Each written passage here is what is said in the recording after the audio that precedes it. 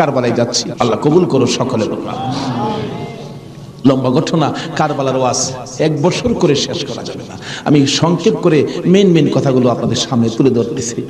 মোহাম্মদ ইব্রাহিম সোনার পুতুলের মতো 2টা বাচ্চা ছোট ছোট, বলে আব্বা আপনি যদি চলে যান তাহলে আমরা তো মা নাই, আমরা কার কাছে থাকবো? তাদের মা মারা গেছে, কই থাকবো আমরা? তাইলে তোমরাও চলো। 3 জনের কাফেলা করে কুফা নগরীতে গিয়ে পৌঁছলেন হুসাইনের পক্ষ থেকে।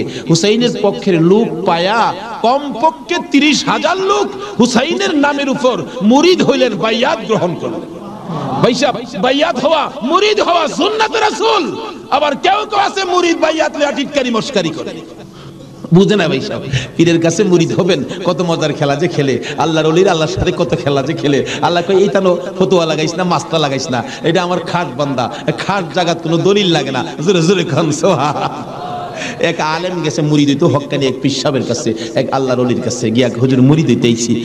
আলেম কইতেছে, বাবা মুরিদ যে হইতে আইছো, মুরিদ হইলে তো পীরের কথা মানুন লাগে। হুজুর পীরের কথা তো মানতে হবে, মানবো। তাহলে শোনো, আজকে তুমি এশারের নামাজটা পড়তে পারবা না। আচ্ছা, এই কথা কইলে কি আপনারা মানবেন? হগল পীরে কয় নামাজ পড়তে হইব, আপনি কো নামাজ পড়তে পারবে না। আরে বাবা, সব সময় তো তুমি পড়বা, আজকের এশারের নামাজটা খালি তুমি বাদ দিবা। অন কেন কইছে? এটা তো শরীয়ত আর বুঝে না, কিন্তু মারফতলা তো জানে এর মধ্যে কিছু আছে। বলবো ভাই সাহেব, কষ্ট হইতাছে আপনাদের? হুজুর কোন কি হ্যাঁ, আজকে এশারের নামাজটা পীরের কথা মানবা না? তা তো মানতে হবে। আচ্ছা ঠিক আছে, বাড়িতে যার কয় নামাজ যদি বাড়িতে পড়া লাই, আপনি কি হুজুর দেখবে? আমি তো সেই। আচ্ছা, যে বেটা পীর হইছে এই বেটা কি খবর রাখে না? রাখে না? এই চিটাগাঙ্গের পীর আমরা বৈরবের খবর রাখতে পারে না? বুঝে আসে না যেমন। তো সহজে বুঝতে গেলে একটা ঘটনা বলতে হয়, বলবো? আপনারা কচ্ছপ চিনেন? আপনারা কি করেন? এটা আরো কোন নাম আছে? কচ্ছপ কয়, কাসিম কয়, আমাদের এলাকায় কাটটাও কয়। তো কাটটা, কসম, কাটটিম যা আছে সব ঘুরে গেরা জিনিস একটা। ওই কি কয়? এই কাটটা নাকি কচ্ছপ নাকি বর্ষাকালে পানির সাথে গ্রামে গঞ্জে, গ্রামের বাড়ি ঘরে যায় পানির সাথে আশ্রয় নেই। আসার সময় মাটির নিচে ডিম পাইরে আসে। কথাটা কি বুঝাইতে পারতেছি? মাটির নিচে ডিম পাইরে আসে, আসার সময় ডিমেরে বইলে আসে, তোর জেডার সাথে আই পুরিস। কার সাথে আইতো? জেডা হইলো জ্যৈষ্ঠ মাস। জ্যৈষ্ঠ মাসে প্রচন্ড বৃষ্টি হয়, তো বৃষ্টির পানিতে মাড়ি কাইটা যা, মাড়ি কাইটা গেলে ডিম ভাইরিব, বাচ্চা ফুটবো, এই কয়ে দেয় তোর জেডার সাথে আই পুরিস। এই 3.5 মাইল দূরে ডিম পাইরা বইলে আইছে, জেডার সাথে আই পুরিস। অন ডিম তো ফুটতেই তো না। 3.5 মাইল দূরেতে আপনাদের কর্ণফুলী নদীর থেকে গিয়া ওই মাঝে মাঝে 3.5 মাইল ভিতরে ডিমের দিকে শীষ ধরে। 3.5 মাইল দূরের থেকে একটা কচ্ছপ যদি ডিমের উপরে তা দিয়া ডিমের বাচ্চা ফুটাইতে পারে, আল্লাহর বন্ধুরা 3,500 মাইল দূরে থাকলেও একটা মুরিদের দিকে এই নজর দিতে পারবে কিনা কোন? তো 3.5 মাইল দূরেতে ডিমের দিকে তা দেয় শীষ ধরে। এই তাই ডিম ফুইটা জ্যৈষ্ঠ মাসও জাড়ার লগে পানির সাথে বাইশাই। এই ক্ষমতা আল্লাহর ওলিদের আছে কিনা বলুন তো? এটা কে দিছে? আর জোরে কোন? সে আল্লাহর ওলি বলছেন, বাবা আজকে এশারের নামাজটা পড়িস না, যা। যার কয় হুজুর পড়তাম না, তো কইলেন আপনার সাথে, বাড়ি গিয়ে পয়রা লাইলে কি আর আপনি দেখবেন? আল্লাহর ওলি দেখবে কিনা? বাড়িতে গিয়ে কয় হুজুর কইছে নামাজটা ছাইরা দিতাম, হুজুরের কথা তো মানতে হবে। একবারে সব না ছাইরা খালি ফরজটা পড়া লাই, একবারে কেমনে বাদ দিলাই। সারা জীবন নামাজ পড়লাম, আজকে নামাজটা কেমনে বাদ দিলাই? শুধু ফরজটা পইরা ঘুমাই রইছে। রাত্রে নবীজি আইসা ডাকতেছে, কিরে আজকে এই আমার সুন্নত ছাইরা দিলি? পীরের কথা হইনা কি করলাম, আফসোস। অথচ কোন খেলা খেলাইছে এটা গেলাম, হ্যাঁ হনো বুঝছে না। সকালবেলা ফজরের নামাজ পড়া মনের দুঃখ খুলে যাইতেছে পিসাবের কাছে। পিসাব দূরে থেকে কয়, কি ফেজ বুঝি লাগছে? তাহলে বুঝা গেল খবর পিসাবের কাছে। হুজুর আর কথা কইেন না, আপনি না করছেন নামাজ পড়তাম। কত তুই বেটা নামাজ পড়ছস কে? আরে কই কি আমি নামাজ পড়ছি না করছি আপনি জানেন কেমনে? বেটা খালি সুন্নতটা বাদ দিছস, তোর খেয়াল নাই ফরজটাতে পড়ছস। আমি কি জানি না মনে করছস? হুজুর বাইরে লাইছে। হুজুর কি ফেস হইছে জানেন কি? আমি খালি আপনি তো কইছেন নামাজ পড়িস না, একবারে কেমনে বাদ দেই? আমি ফরজটা পড়ে ঘুমাই রইছি, সুন্নতটা পড়ি নাই। এইজন্য রাত্রে এসে হুজুর আমারে ডাকতেছে, নবীজি কি রে আজকে আমার সুন্নত বাদ দিলাইলি? হুজুর এই সর্বনষ্ট হইছে।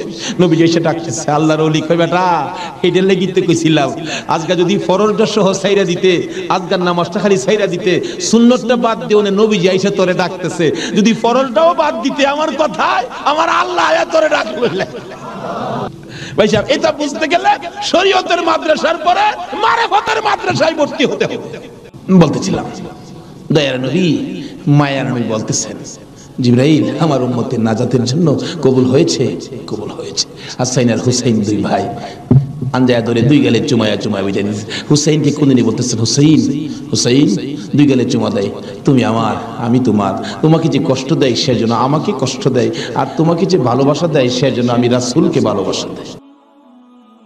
আজকে হুসাইনের ভালোবাসা এখানে বসা, হুসাইনের অনেক পরে আওলাদে রাসূলকে ভালোবাসা। ইতিহাস করে দেখুন, যেই ভালোবাসায় হযরত জুনায়েদ বাগদাদী রাহমাতুল্লাহ আলাইহি আল্লাহর ওলি হয়েছে। জুনায়েদের জীবনী খুললে পাওয়া যায়, জুনায়েদ ইরাকের বাদশার পালিত পালোয়ান ছিলেন। এত বড় পালোয়ান ছিলেন, বাবারে বাবা। ইরাকের বাদশা একদিন বলেন, জুনায়েদ এত খানা তোমাকে খাওয়াই, এত টাকা বেতন তোমাকে দেই, তুমি কত বড় পালোয়ান হইলা, তোমার শক্তি তো আমি দেখলাম না, আমাদের তো দেখা দরকার ছিল। জুনায়েদ বলেন, ঘোষণা দেন না, ইরাকের জমিনে এমন কোন মার নাই আমাকে কুস্তির মধ্যে পরাজয় করবে, আমি বিজয়ী হব। যদি কেউ পরাজয় করতে পারে বলে দেন 10,000 টাকা পুরস্কার। একটা ঘোষণা সাধারণভাবে আমাদের দেশের হিসাবে দিলাম বুঝার জন্য। বাদশাহ পোস্টারিং করে দিলেন, আমার জুনায়েদকে কুস্তি লড়ে হারাইতে পারলে 10,000 টাকা পুরস্কার দেওয়া হবে। আর ওদিক দিয়ে এই পোস্টার দেখলেন নবীজির আওলাদ, নবীজির বংশের একটা লোক 3 দিন পর্যন্ত বাচ্চাদের মুখে খানা দিতে পারে না, গরিবী অবস্থা, হাঁটতেছে, রোজগারের তালাশে ঘুরতেছে, কোন রোজগারের বাউ হলো না, বাচ্চারা না খাইয়া 3 দিন পার হয়ে গেল। ডাকতেছেন, হাইরে পোস্টার দেখা যায় কুস্তি লইরা জিততে পারলে 10,000 পুরস্কার, আর সন্তানকে যখন খানা দিতে পারি না, আর জীবন রাইখে লাভ কি? কুস্তি লইরা জুনায়েদের সাথে জীবনটা দিয়ে ইলাই, এই মুখ আর সন্তানদের দেখাবো না। যাই বলতেছে, এখানে অফিসে কে আছে? আমি তো জুনায়েদের সাথে কুস্তি লড়ব, হাতির সাথে মশা। কই জুনাইদ আর কই? মানুষে কই, মিয়া কুস্তি লড়তে আইছো না মরতে আইছো? জুনাইদরে দেখছো? কই না দেখি নাই, দেখে আসো। বাবারে বাবা, কি বেটা, এই নাকি জুনাইদ? আপনি জুনাইদ? আমি তো আপনার সাথে কুস্তি লড়তে আইছি। জুনাইদকে লড়তে আইছো না মরতে আইছো? আচ্ছা, যেটা মরা পরে দেখা যাইব, নাম লেখেন। নাম লেখছে, রবিবার দিন আপনাদের কর্ণফুলী মার্কেটের মাহফিল। আজকে এই দিনই ধরলাম, রবিবার দিন মাঠের মধ্যে হাজার হাজার মানুষ জুনাইদের মতো পালোয়ানকে কুস্তি লড়ে হারাবে, কুস্তি লড়বে। হ্যাঁ জানি কেমন পালোয়ান। মাঠের মধ্যে নামছে, 3 দিন পর্যন্ত খানা নাই, বাচ্চাদের চিন্তা, হাঁটতে পারে না, হাঁটতে পইরা যা, মাঠে গিয়ে নামছে। জুনাইদ তো নামছে হাতির মতো এক পুরুষ। লেফারি মাঝখানে দাঁড়ায়, কয়ে কি আইলু রে, কার সাথে কি? দর্শকেরা কয়ে আমরা কি দেখবো, সময়টাই নষ্ট করলাম, এর সাথে কি খেলবো। এবার দেখা গেল খেলা শুরু হওয়ার আগে লেফারি জিগায়, এদিকে আসেন, আপনি কি লড়তে আইছেন না মরতে আইছেন? কয়ে আপনি মাতবরি কম করেন, আপনি লেফারির দায়িত্ব পালন করেন। লড়লে আমি লড়বো, মরলে তো আমি লড়বো, আপনার বাবার কি লো? লেফারি কয়, মাপ চাই বাবা, আপনি লড়েন, খুব ভালো করে লড়েন। লড়ার আগে ডাকছে, জুনাইদ এদিকে আয়, 2টা কথা বলবো, বলো। আমাকে চিনো? জুনাইদ বলেন, না তো, তোমাকে তো চিনি না। কয়, আমি আওলাদে রাসূল। জুনাইদ, যেই নবী না হইলে রে জগতের কিছু হইতো না। আমি সেই নবীর বংশের লোক, আমি সেই আওলাদে রাসূল। জুনাইদ রে 3টা দিন পার হয়ে যায়, সন্তানের মুখে খানা দিতে পারি না, অসহ্য হইয়া জীবন দিতে আসছি রে জুনাইদ। তুই পারবি নি আজকে আওলাদে রাসূলের মুখে হাসি ফুটাইতে, আজকের এই ময়দানে রাসূলের বংশের কাছে পরাজয় বরণ করতে? জুনাইদ বলেন, ওই লোকটাই আমার সাথে কথা বলে সামনে দাঁড়াইয়া, আমি শুনি পিছন দিয়ে আমার নবী মদিনার থেকে ডাকে, জুনাইদ রে, পারবি নি রে এর মুখে হাসি ফুটাইতে? এবার জুনাইদ 2টা চোখের পানি জর্জর করে ছেড়ে দিলেন। লেফারি সাহেব, বাঁশি বাজাও গো, জীবনের খেলা হবে। বাঁশি বাজাইলেন, খেলা শুরু হলো। আওলাদে রাসূল জুনাইদের গায়ে আঙ্গুলটা লাগাইলে জুনাইদ চিত হয়ে জমিনে পড়ে গেছে। লোকেরা বলেন, মানি না, আবার লাগাও।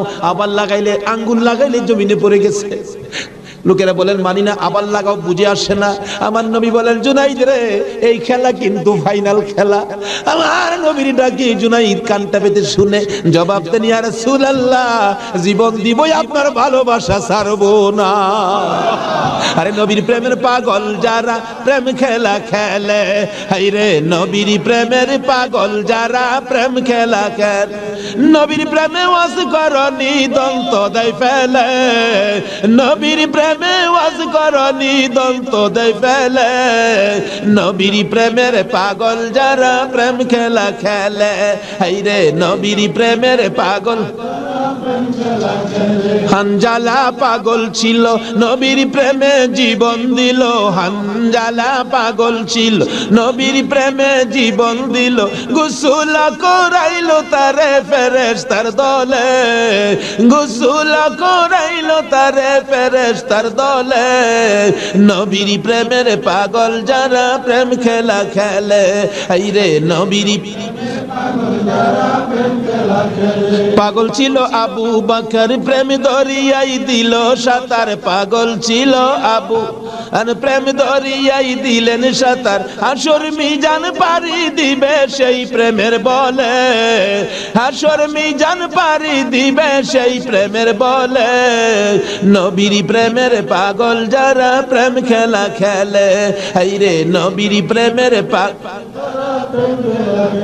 বলতেছিলাম আওলাদে রাসূলের প্রেম আর ভালোবাসায় জুনাইদ খেলার মাঠে জীবন দিয়ে দিলেন, হাইরা গেলেন, জীবনের সকল মান সম্মান বিলীন করে দিয়ে আওলাদে রাসূলের মান বাড়াইয়া দিলেন। লোকেরা বলেন জুনাইদ গো, এ বাদশার দরবারে আর যাইও না, মজার খানা আর পাইবা না, মোটা অঙ্কের বেতন তোমাকে আর দেওয়া হবে না, এ বাদশার কাছে আর যাইতে পারবা না। জুনাইদ মাথাটা নিচে দিয়ে দুইটা চোখের পানি ছেড়ে ছেড়ে ডাকে, রে মাঠের ময়দানের লোকেরা, আমি এই বাদশার দরবারে আর যাইতে চাই না, আমি দুজাহানের বাদশার দরবারে রওনা হয়েছি। জুনাইদ দুইটা চোখের পানি ছেড়ে ছেড়ে বাড়ির ভিতরে ঢুকলেন। লোকেরা জিগায়, জুনাইদ গো, এইভাবে কেন কান্দো বুঝতে পারতেছি না। লোকদের সাথে জবাব দেয়, সঙ্গীরা রে, আমার রাসূল আমারে ডাক দিছে, আমি রাসূলের ডাকে কিছু কাজ করেছি, আমার মনে বড় আশায় আমার কাজে রাসূল খুশি হইছে কি। জুনাইদ বলেন, এশারের নামাজ পড়ে আমি যখন বিছানায় শুইলাম, একটু পরে দেখি রাসূল আমার ঘরে হাজির, আমার মাথায় হাত বুলাইয়া ডাকে, জুনাইদ রে, নিজের সব বিলীন করে দিলে, আমি নবীর ভালোবাসায়, আমার আওলাদের ভালোবাসায় এত সব শেষ করে দিলে রে জুনাইদ, আমি সইতে পারি না। আইরে জুনাইদ, আজকের থেকে তুই খালি জুনাইদ না, তোর মাথায় পাগড়ি পরাইয়া দিলাম, আজ থেকে নবীর ভালোবাসার বিনিময়ে তুই আউলিয়াদের মাথার তাজ হয়ে গেছো।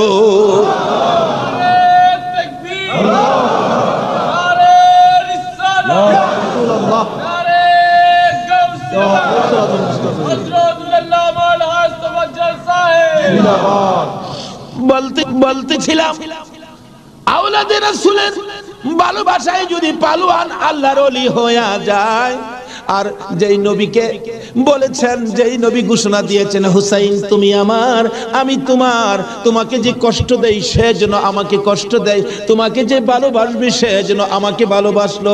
বলুন আজকে যারা হুসাইনের ভালোবাসায় বসে আছেন গো, বলুন আমার নবী ভালোবাসা দিবে কিনা? আমার নবী যাকে ভালোবাসে আল্লাহ তাকে ভালোবাসবে কিনা বলুন তো? আসুন, হায়রে কারবালা, যাচ্ছি এবার কারবালা। এবার চিঠি পাইলেন কয় হাজার, মুসলিম বিন আকিল চলে গেলেন, 30,000 লোক মুরিদ হলেন, বাইয়াত গ্রহণ করলেন। খালি কয় মুসলিম বিন আকিল হুসাইনকে কুফায় আনেন না, আমরা হুসাইনকে দেখতাম। তো কুফা নগরী বড় মসজিদে বসে মুসলিম বিন আকিল চিঠি লিখলেন, হুসাইন আর কোনো ভয় নাই, এখানে পরিবেশ আপনার জন্য পাগল, আসলেও পাগল, কিন্তু খারাপ তো খালি এজিদের বংশ। চিঠি পাওয়া মাত্র আপনি চলে আসেন। চিঠি গিয়ে পৌঁছে মহরমের 1 তারিখ। হুসাইন 6 মাসের শিশু আলী আসগর সহ মেয়ে পুরুষ মিলে 72 জনের কাফেলা নিয়ে রওনা হলেন কুফার দিকে, যেহেতু চিঠি পাইছে মুসলিম বিন আকিলের হাতে। ওদিক দিয়ে যেই চিঠি পাঠাইছে শুনছে, ইবনে জিয়াদ এজিদের পক্ষের লোক আইসা সবাইকে সরিয়ে দিয়ে, লম্বা ঘটনা, মুসলিম বিন আকিলকে মসজিদের বারিন্দার মধ্যে ফালাইয়া গলায় ছুরি চালাইয়া জব করে দিলেন। মুসলিম বিন আকিলের 2টা ছোট্ট ছোট্ট বাচ্চা ছিলেন, মোহাম্মদ ও ইব্রাহিম। দুইটা বাচ্চা 12 বছর 13 বছর সোনার পুতুল। খবর পাইলেন বাবাকে জব করে দিয়েছে, দৌড়াইয়া পালাই রে জঙ্গলায় যায় লুকায়। দুই ভাই পরামর্শ করে, আমরা দুই ভাইকে যদি ধরতে পারে রে আমাদেরকেও জব করে ফেলবে। বাচ্চা মানুষ। এদিক দিয়ে ঘোষণা হলো মোহাম্মদ ইব্রাহিম মুসলিম বিন আকিলের দুইটা সন্তান যদি মদিনায় চলে যায়, খবর দিবে হুসাইন তো আসবে না, দুইটা ছেলেকে যে ধরে দিতে পারো 10,000 টাকা পুরস্কার। আমাদের হিসাব বললাম, লোকেরা তরবারি লইয়া ঘুরতেছে মোহাম্মদ ইব্রাহিমের তালাশে। ওই দুইটা বাচ্চা পূর্ণিমার চাঁদের মতো চেহারা, সারাদিন লুকাইয়া থাকে, রাত্র হলে মরুভূমির পথ দিয়ে দৌড়ে আর কান্দে আর ডাকে মদিনার পাখিরা রে আয় মদিনার খবর, একটা খবর নিয়ে যা, কুফা নগরীর অবস্থা ভালো না, আমাদের বাবা মুসলিম বিন আকিলকে কুরবানি করে দিয়েছে, আমরা দুই ভাইকে খুঁজতেছে, রাস্তা পাই না, কোথায় যাব, হুসাইন যেন কুফায় না আসে, খবর নিয়ে যা। এভাবে একদিন এক রাত, 2 দিন 2 রাত, 3 দিন পার হইয়া 3 রাত্রের বেলা দুইটা ভাই একটা খেজুরের বাগানের মধ্যে বসেছিল, রাত্রে দৌড়াবে মদিনায় যাবে, কিন্তু পেটের খিদা, পানির পিপাসা, আর হাঁটতে পারে না। ছোট ভাইটা বড় ভাইয়ের গলায় ধরে কাঁদতেছে, ভাই কলিজা শুকাইয়া গেছে রে, একটা কাজ সামনে যাইতে পারবো না। দুইজন গলাগুলি করে খেজুরের বাগানের মাঝখানে ঘুমিয়ে গেছে। এই খেজুরের বাগানের মালিকের নাম ছিল হারেস। হারেস নিজে ও তরবারি লইয়া ঘুরতেছে। সকালবেলা হারেসের বিবি যাই বাগান দেখবে, যাইয়া দেখে বাগানের মাঝখানে সাপ বিচ্ছুর ভয় থাকে, কিন্তু এই বয়ের মাঝখানে দুইটা পূর্ণিমার চাঁদের মতো সন্তান ঘুমাইয়া রইছে। আস্তে আস্তে কাছে যাইয়া ছোট্ট ভাইটার মাথায় হাত দিলে চোখ খুলে দেখি কুফার মহিলা, চিৎকার মারছে, ভাই গো আর ঘুমাইস না, কুফাবাসী আমরার খবর পেয়ে ফেলছে, মদিনায় বুঝি আর যাওয়া হবে না, তুমি আমার মা লাগো, আমার মা নাই, বাবা নাই, আমরা মদিনার সন্তান, আমরা মদিনার আওলাদ, কুফাবাসীর কাছে আমাদের খবর দিও না। মহিলাটা বলতেছেন, মহিলাদের মায়া বেশি, আয় বাবা তোমাদের তালাশে, আমার স্বামীও ঘুরতেছে, এখানে থাকলে কেউ না কেউ তোমাদেরকে দেখে ফেলবে, আসো আমার বাড়িতে নিয়ে লুকাইয়া রাখি, সন্ধ্যা হলে আমি নিজে মদিনায় লইয়া যাইব। সন্ধ্যা হইবার আগে বাচ্চা দুইটা রান্না করে রাখছিল। ছোট্ট ভাইটা ঘুম থেকে উঠে বসে বসে কান্দে, মা মা কই। বড় ভাইটা ঘুম থেকে উঠে ডাকে, কান্দিস না রে, কান্দার আওয়াজ শুনলে আমাদের জীবন থাকবে না। এমন সময় হারেস দৌড়ে আসছে ঘরের মধ্যে খানা খাওয়ার জন্য, খানা খাইতে বসে ডাকতেছে, বিবি গো জলদি করে খানা দে, কে জানি পুরস্কারের বাগি হইয়া যায়। এমন সময় রান্না করে কান্দার আওয়াজ শুনলে ডাকতেছে, বিবি রান্না করে কে কান্দে? বিবি বলেন, তোমার ঘরে নয় অন্য ঘরে কান্দে। বিবি রে, আমার ঘরে কান্দার আওয়াজ শোনা যায়। বিবি মিথ্যা কথা কোস, আমার ঘরে কান্দা। বিবি বলেন, তোমার ঘরে নয়, কুফাবাসীর সন্তানেরা কান্দে। হারেস বলেন, বিবি রে, কুফাবাসীর কান্দা এত সুন্দর না।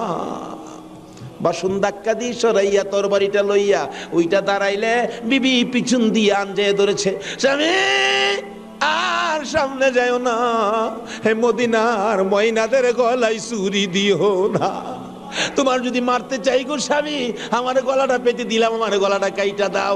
না না, মানবো না। দৌড়ে যাইয়া রান্নাঘরের দরজায় দাঁড়াইয়া দেখে দুইটা পূর্ণিমার চাঁদ উদয় হইয়া রইছে। তরবারিটা দেখে ছোট্ট ভাইটা চিৎকার মারছে, বাবা গো খইয়া। বড় ভাইটা কান্দে, কান্দিস না, আমার বাবা গেল যেইভাবে রে, আমরাও যাইব সেইভাবে। এইভাবে যারা জীবন দিয়েছে সেটাই হলো আমার আল্লাহর রাস্তা। দুই ভাইকে ধরে মুরগির বাচ্চার মতো শেষরাইয়া বাহির করে যাইতে যাইতে যাইতে যাইতে একটু পরে পরে ছোট্ট ভাইটা জিগায়, হারেস রে, আমরা মেরে ফেলবে রে, মারিস নাই, আমরার মা নাই, আমরার বাবা নাই। আকাশের দিকে তাকাইয়া ডাকে, আরে আকাশের পাখিরা রে, আয় একটা খবর নিয়া হুসাইনের কাছে পৌঁছে দে, হুসাইন যেন কুফায় না আসে। রওনা হলেন, যাইতে যাইতে সন্ধ্যা হয়ে যায়। পুরাত নদীর কিনার দিয়ে যাচ্ছে। হারেস ভাবতেছে, দুইটা সন্তান, দুইটা ছেলে জীবিত যদি নিয়ে যায়, আমার চেয়ে শক্তিশালী কেউ আয়সা যদি আমার কাছ থেকে নিয়ে যায়, পুরস্কার আমি পাবো না, বরঞ্চ জব করে দুইটা মাথা খালি নিলেই তো হয়। দুইটা ভাইকে জব করার জন্য প্রস্তুতি নিলে ছুরির দিকে তাকাইয়া তাকাইয়া বাচ্চারা কান্দে। ছোট্ট ভাইটাকে জমিনে শোয়াইছে, গলাটা কাটবে, লাফ মেরে উইটা গেছে। বড় ভাইটাকে শোয়াইছে, উইটা গেছে। আবার জোর করে জমিনে শোয়াইয়া ছোট্ট ভাইটাকে বুকের উপর পাড়া দিয়া ধরছে, মাথার মধ্যে চাপা দিয়ে ধরে গলাটাই ছুরি চালাবে, ছুরির নিচে তাইকা কাঁদতেছে, হুসাইন আইসো না গো, কারবালায় আইসো না, এই কুফা নগরীতে আইসো না, কুফার মানুষের তরবারির ব্যবস্থা ভালো না। গলা কেটে দিলেন বড় ভাইটারে, গলা কেটে দুইটা ভাইকে দুই দিকে ধাক্কাইয়া পুরাত নদীতে ফেলে দিলেন মাথা ছাড়া। বডিখানি ফেলে দিয়ে মাথা রুমালের প্যাকেট করে রওনা হলে শুনে পিছন দিয়ে আবার ডাকতেছে, হারেস রে আমরা দুই ভাইয়ের মারিস না। হারেস বলেন মাথা কেটে নিয়ে আসলাম। আবার ডাকে কে? পিছনে যাইয়া দেখে দুই দিকে দুইটা বডি লাশ ছিল। দুইটা ভাই আবার একসাথে হইয়া এক ভাই আর এক ভাইয়ের আনজাইয়া ধরে রাখছে। আমার আল্লাহ বলেছে আমার রাস্তায় যারা জীবন দেয় রে তারা মরে না, তারা মরে না রে, তারা জীবিত। এই দুই ভাই প্রমাণ করে দিলেন তারা জীবিত। ওদিকে যায় না, ওদিক দিয়ে যাইতেছে এজিদের দরবারে পুরস্কার আনবে। এদিক দিয়া ইমাম হুসাইন ৭২ জনের কাফেলা লইয়া গো আস্তে আস্তে কারবালার জমিনে এসে পৌঁছে সন্ধ্যা হয়ে যায়। রাস্তা চিনে না। হুসাইন বলেন তাবু গাড়ো, সকালবেলা কুফার দিকে রওনা হব। তাবু গাড়তে গেলে জমিনে কূপ দেয়, মাটির থেকে রক্ত বাহির হয়। গাছের ডালে আঘাত করে গাছের ডাল থেকে রক্ত বাহির হয়। সঙ্গীরা বলেন হুসাইন ব্যাপারটা বুঝতে পারতেছি না। হুসাইন বলেন রাখো রাখো, এখানে কি কাউরে পাই কিনা জিজ্ঞেস করলেন এই জায়গাটার নাম কি। একজন লোক বলেন আপনারা কোত্থেকে আসছেন? আমরা মদিনার থেকে আসছি। এই জায়গাটার নাম কি? জায়গাটার নাম কারবুলা। হুসাইন একটা চিৎকার মারছে, সঙ্গীরা রে তাবু গাড়ো, আমার নানা বলেছে রে, নানার উম্মতের জন্য আমি হুসাইন কারবালাই নাকি শহীদ হব। নারে তাকবীর, নারে রিসালাত, নারে গাউসিয়া, হায়াতুন নবী, জিন্দান নবী, নূরুন নবী, আলে সুন্নাত ওয়াল জামাত, আল্লামা তাওয়াজ্জুল হোসেন সাহেব। মুহররমের ৭ তারিখ তাবু গাড়লেন। সন্ধ্যা হইলে তাবু গাড়লে রাত্র শেষ হওয়ার আগে ৪,০০০ এডিদি শুনলো নিরস্ত্র মুসলমানের চারপাশে ঘেরাও করেছে। আজকে সেই নিরস্ত্র মুসলমানের উপর ইরাকের জমিনে বলুন তো আক্রমণ হচ্ছে কিনা। সকালবেলা ডাকে হুসাইন যুদ্ধ করো। হুসাইন বলেন আমি তো যুদ্ধ করতে আসি নাই, বেড়াইতে আসছি। যেদিন দেখো চিঠি পাই আসছি বেড়াইতে, কোনো কথা মানবো না, যুদ্ধ করো। একদিন, 2 দিন, 3 দিন পার হইয়া মুহররমের 9 তারিখ দিবাগত 10 তারিখের রাত্রে শেষ চিন্তাধারা। হুসাইন তাবুর বাতিরা জ্বালায় বলতেছেন তোমরা কথা শোনো। কি? এখানে অবস্থা ভালো দেখা যায় না, যুদ্ধ করার তো কিছু নাই, তোমরা আমার একটা কথা শোনো। কি? বাতিটা নিবাই দিলেন। নিবাই দিয়া বলতেছেন যে যেদিক দিয়া পারো কারবালা ছাইরা তোমার নিজেদের জান বাঁচাও, কিন্তু হুসাইন কারবালায় শহীদ নানার উম্মতের নাজাতের জন্য। সারা রাত কান্নাকাটি। পারবা? 9 তারিখ দিবাগত রাত্রে টিভির বর্তাটা বন্ধ রাখতে, রেডিওর চাবিটা বন্ধ রাখতে, হুসাইন কারবালায় সমস্ত লোকদেরকে ৭২ জনের কাফেলা নিয়ে কান্দে, আর আমরা সেই তারিখে টিভি চালাই। কিসের মহব্বত আর কিসের মায়া আর কিসের নামাজ তুমি পড়েছো? যদি কথা দিতে পারো 9 তারিখ দিন গিয়া রাত্রে টিভি আর চালাবো না, আর গান বাজনা করবো না। হুসাইন তোমার জন্য ওই ফুলসিরাতের কিনারে দাঁড়ায় থাকে। সকাল হয়ে যায়, ফজর আজান দিলে নামাজ পড়ে। নামাজ পড়লেন, এত বিপদ তারপরও হুসাইন নামাজ ছাড়ে না পড়ে। তাহলে বোঝা গেল এই নামাজ ছাড়া গেলে হুসাইনকে পাবো না। নামাজ পড়ে কোরআন শরীফ পড়তে বসছেন, এমন সময় সাহার বানু এই 6 মাসের বাচ্চাটা নিয়ে ডাকতেছেন, স্বামী স্বামী গো 3 দিন পর্যন্ত খানা পিনা কিচ্ছু নাই তাবুতে, এই মরুভূমির গরমের তাপে বাচ্চাটার কলিজা পর্যন্ত শুকায় গেছে, দেখো জিহ্বাটা নাড়াইতে পারতেছে না, 6 মাস কথা বলতে পারে না, তো একটু পানি যদি খাওয়াইতে পারো মনে হয় বাচ্চাটা বেঁচে যাবে, না হয়তো বাচ্চাটা মরে যাবে। হুসাইন কয় দাও দাও দাও, কোলে নিয়ে কাঁদতেছে আর ডাকতেছে, এই যদি সৈন্যরা রে এরকম বাচ্চা তো তোদেরও আছে, দুষ করলে আমরা করছি, এই তো কোনো দুষ করে নাই, একটু পানি বাচ্চাটারে দে, আমার নানা না হইলে কিচ্ছুই হইতো না, এই পানি হইতো না, আজকে আমার নানার আওলাদ মারা যাবে পানির জন্য, একটু পানি দে, অনুরোধ। তোদের কাছে একটু পানি বাচ্চাটারে দে, আমাদেরকে দরকার নাই, বাচ্চাটারে দে। এভাবে ডাকতেছে আর যাইতেছে। দূর থেকে একটা এরিদি সৈন্য হুসাইনের দিকে লক্ষ্য করে তীর মারলেন। তীর আইসা হুসাইনের গায়ে তো লাগলো না, হুসাইনের কুলে 6 মাসের শিশুর কলিজাটার মাঝখান দিয়ে তীর ঢুকে গেছে।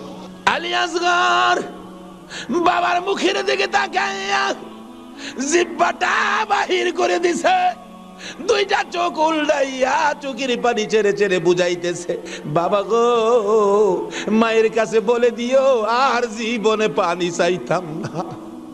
হুসাইন বলেন, টান দিয়ে তীরটা যখন খুলে ফেললাম, তীরের আগার মধ্যে আমার বাবার কলিজা সিরা আইসা পড়ছে।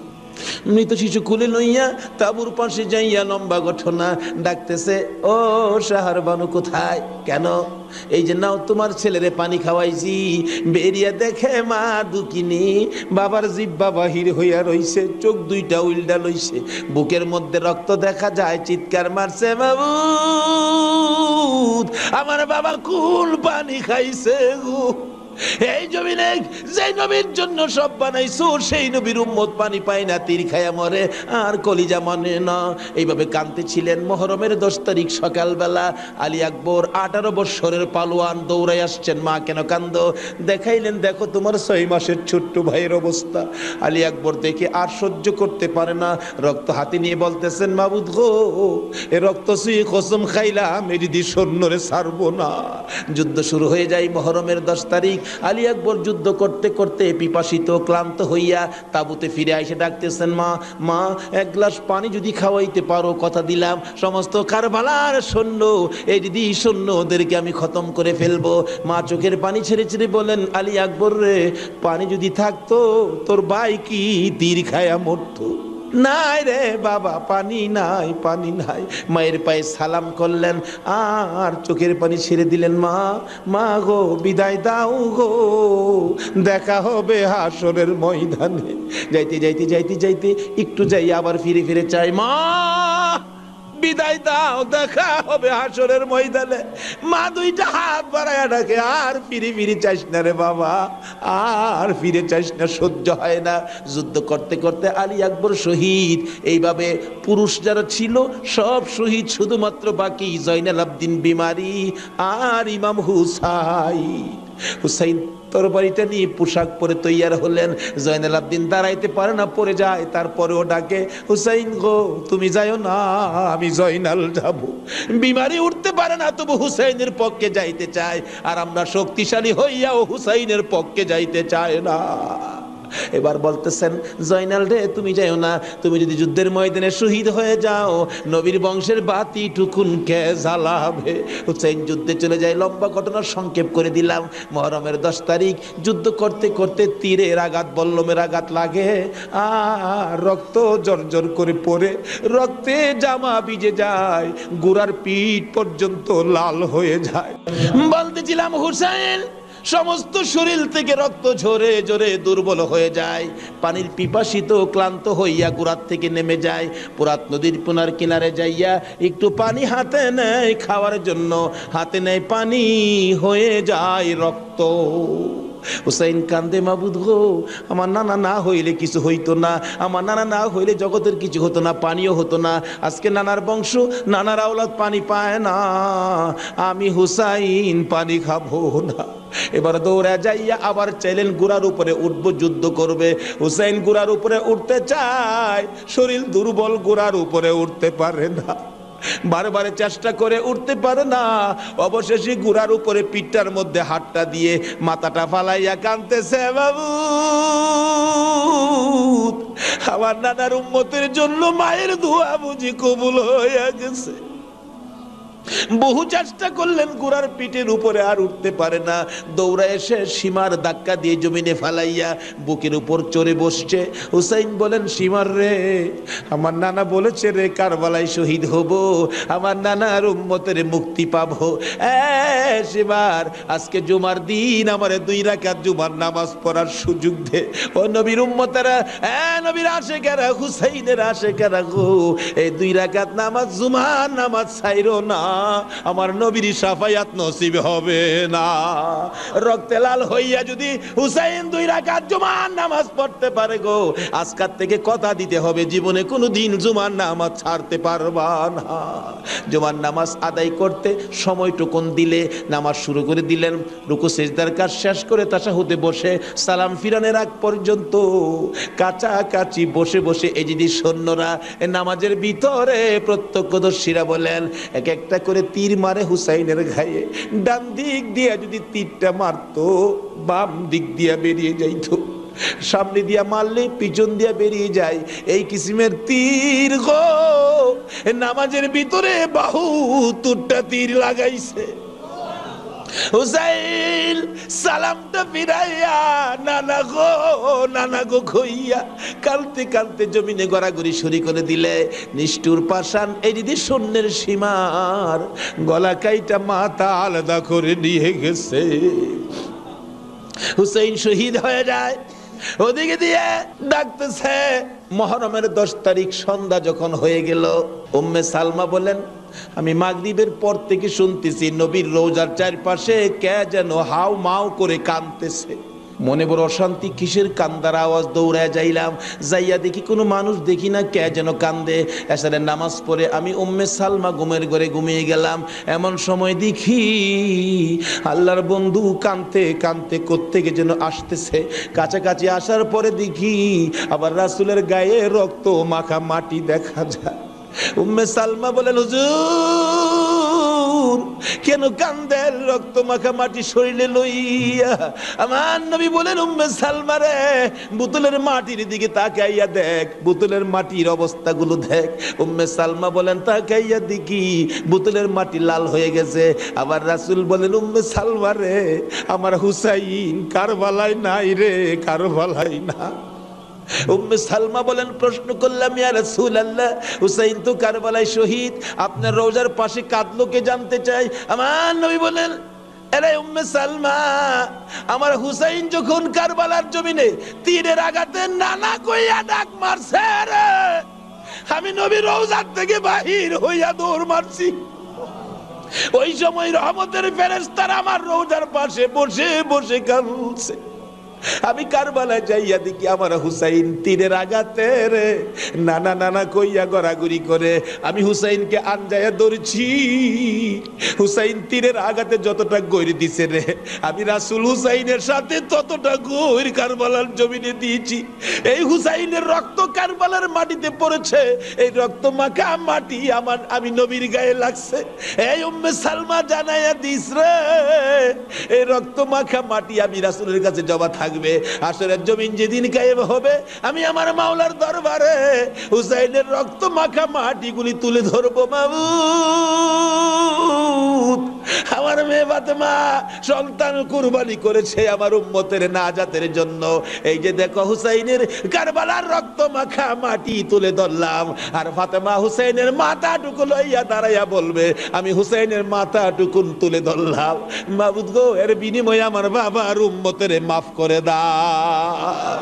নারে তাকবীর, নারে রিসালাত, নারে গাউসিয়া, হায়াতুন নবী, জিন্দান নবী, নূরুন নবী, আলে সুন্নাত ওয়াল জামাত, আল্লামা তাওয়াজ্জুল হোসেন সাহেব।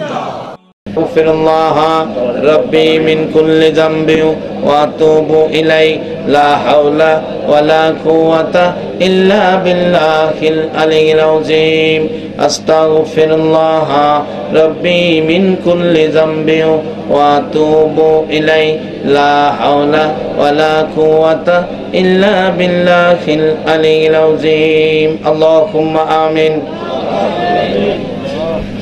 ربنا ظلمنا أنفسنا وإن لم تغفر لنا وترحمنا لنكونن من الخاسرين رب ارحمهما كما ربياني صغيرا আমরা আখিরি নবীর উম্মত জীবনের গুনাহ লইয়া তোমার মায়ার কোটে হাত বাড়াইছি গো আল্লাহ। আমিন।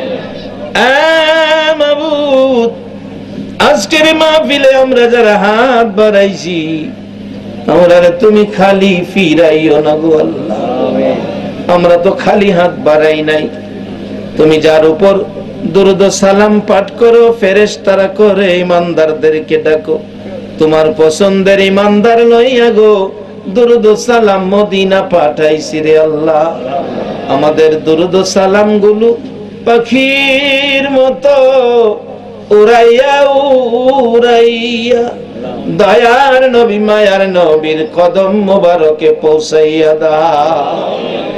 এ আল্লাহ দুরূদ সালাম উসিলা করে, নবীর মেরাজ উসিলা করে, আজকের মাহফিল উসিলা করে, তোমার নামের জিকির উসিলা করে আমরা যারা হাত বাড়াইছি, মেয়ে বুঝি না, পুরুষ বুঝি না, নেককার বুঝি না, গুনাহগার বুঝি না, যুবক বুঝি না, বুড়া বুঝি না, আজকের জন্য নামাজি বুঝি না, বেনামাজি বুঝি না, আমাকে সহ সকলের জানা অজানা সবগুলো গুনাহ তুমি মাফ করে দাও। আমরা গুনাহগার গো, আমরা গুনাহগার, আল্লাহ আমরা গুনাহগার, তুমি গাফফার, আমরা গুনাহ করি তুমি মাফ করো। আমরা যদি গুনাহ না করতাম গো, তুমি গাফফার নাম দিয়া কি করতা গো আল্লাহ। আমরা গুনাহগার বলে ফিরাইয়া দিও না, তারাইয়া দিও না। আজকের মাহফিলের খাতিরে নবীর মেরাজের উসিলাতে আমাদের জানা অজানা সবগুলো গুনাহ তুমি মাফ করে দাও। আল্লাহর একটা দরখাস্ত করি, তুমি রাগ হইও না। তুমি যদি রাগ হও, আমরার মনের দুঃখ কার কাছে কোমরে আল্লাহ। আমি জানি না হাজার হাজার মানুষ হাত বাড়াইছে, কার জানি মনে ব্যথা রে, দরদি মা নাই রে আল্লাহ, কার জানি বাবা নাই, ও বাবার বাবিরা, হে মা বাবার বাবি যার চোখে পানি গো আল্লাহ, এই চোখের পানি দেখে তোমার কি মায়া লাগে না, তোমার কি দয়া লাগে না রে আল্লাহ। আজকের এই মাহফিলে মা বাবা হারা যারা হাত বাড়াইছে, এই মুহূর্তে ওই সকল মা বাবার কবর জান্নাতের বাগান বানায়া দাও। কত সন্তানের আমার জন্য দোয়া চাইছে, লিখিত ভাবে বাবার জন্য দোয়া চাইছে, সন্তানের জন্য দোয়া চাইছে। আল্লাহ মা বাবা যার কবরে, দাদা দাদি সহ মই মুরব্বী যারা কবরে, সকলের কবর জান্নাতের বাগান বানাইয়া দাও। আল্লাহ মা বাবা যারা দুনিয়াতে আছে হায়াত বাড়াইয়া দাও। মা বাবা কেমন জিনিস বুঝার তৌফিক ছেলে মেয়েকে দান করে দাও। দাদা দাদি নানা নানি শ্বশুর শাশুড়ি আলী আওলাদ বংশধর চট্টগ্রামের জমিনের নিচে আল্লাহ আমার মায়ার নবীর উম্মত সরিষা পরিমাণ ঈমান লইয়া যারা ঘুমাইছে রে আল্লাহ, সকলের কবর রজব মাসের বরকতে জান্নাতের বাগান বানাইয়া দাও। আল্লাহ আজকের মাহফিলের আয়োজন যারা করেছে, আল্লাহ কমিটির ভাইদের বংশধর যারা কবরে, সকলের কবর জান্নাতের বাগান বানায়া দাও। আল্লাহ খাস করে এই মাহফিলে অনেকে দোয়ার দরখাস্ত করেছে, আল্লাহ আমি তো সকলের নাম বলতে পারি নাই, তুমি তো সবার নাম জানো রে আল্লাহ। যে আশায় দরখাস্ত করেছে সকলের মনের আশা পুরা করে দাও। যারা বিমারির জন্য দোয়ার দরখাস্ত করেছে, আল্লাহ সকল বিমারিকে তোমার কুদরতি চিকিৎসা দ্বারা শেফা করে দাও। আল্লাহ যারা দুনিয়ায় নাই, কবরে জান্নাতের শান্তি দান করে দাও।